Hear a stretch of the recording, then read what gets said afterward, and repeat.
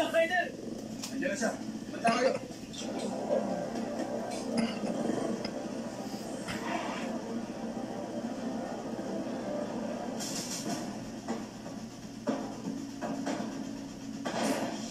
Wala pa rin kaalam-alam si Papa sa lihim na tinatago ko. Sa paningin niya, anak na pa rin ako. Kung mamamatay si Elias, wala na siyang ibang pagmamanahan ng yaman at kapangyarihan kundi ako.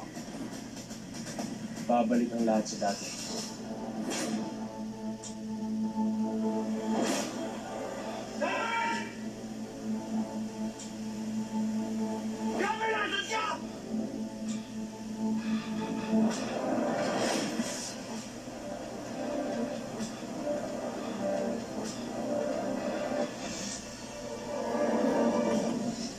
Pinili ko ang lugar na to, Elias, dahil wala pang nabubuhay pagkatapos mahulog sa talon.